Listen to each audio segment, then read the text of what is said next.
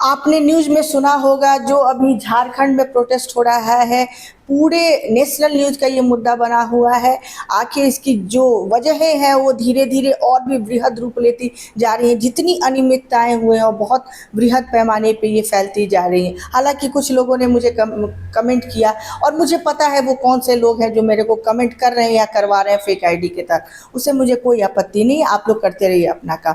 जहाँ तक समर्थन की बात है, सबसे बड़ी बात होती है जो वहाँ स्टूडेंट बड़ी संख्या में जा रहे हैं, उनको सलाम करती हूँ, उनको हैट्स ऑफ है कि बहुत बड़ी बात है, उनमें इतना जज्बा है। और सबसे बड़ी बात, जब भी मीडिया से वहाँ न्यूज़ आ रही है, मीडिया बाइट्स ले रही है, उनकी ईमानदारी, उनकी जो कर्मठता है स्टूडेंट्स की, वो झलक के आ रही है। उनका जो दर्द है, उनकी पीड़ा है, वो बहुत बहुत झलक के आ रही है। और यही कारण है कि इतनी बड़ी, कभी आपने नहीं सुना होगा कि झारखंड में पहली झारखंड पीसीएस से, ये जेपीएससी पीसीएस से हमेशा से अनियमितता हुई है, भ्रष्टाचार हुआ है, हमेशा से पारदर्शिता की कमी रही है।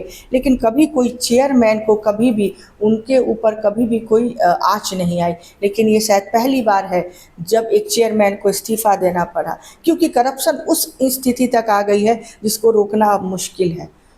आप सिस्टम को ठीक कीजिए। मुख्यमंत्री जी को भी ये संज्ञान लेना पड़ेगा कि आप सिस्टम को, कब तक इन चीज़ों को आप या फिर नज़रअंदाज करेंगे, अनदेखी करेंगे, या फिर अन्य कामों में व्यस्त रहेंगे।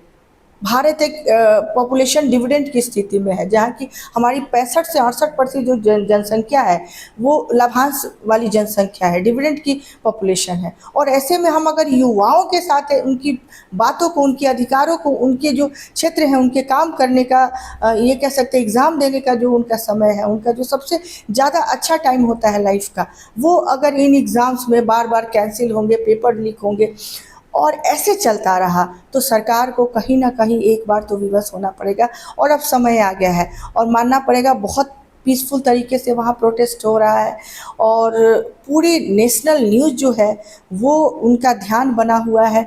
और बस यही कहना चाहूँगी कि आप लोगों की धैर्य की ये सबसे बड़ी परीक्षा है, शायद धैर्य की है। आप लोगों की जो पीड़ा है, जो लोग भी वहाँ प्रोटेस्ट में जा रहे हैं, प्रोटेस्ट कर रहे हैं, जिन जिन लोग भी आगे कर रहे हैं, उनको मीडिया के सामने बातों को रख रहे हैं, वो बहुत बड़ी बात है।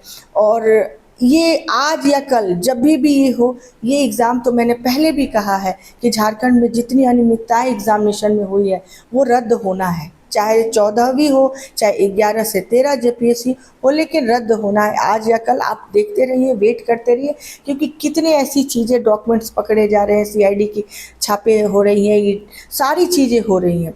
तो ये तय है कि ये एग्ज़ाम बचने वाला तो नहीं है। और सरकार को भी अब सोचना पड़ेगा कि बहुत देर हो गई। आप झारखंड के सिर्फ मिनरल के जो रिसोर्सेज है उसके राज्य में नहीं देखे, यहाँ युवाओं का भी राज्य है, उनके अधिकारों का भी राज्य है, उनके सपनों का भी राज्य है। तो हमेशा इस बात को ध्यान रखे सरकार कि उनके सपनों को कोई नहीं कुचल सकता। आज या कल ये आवाज़ उठनी थी और आवाज़ उठ रही है। Thank you.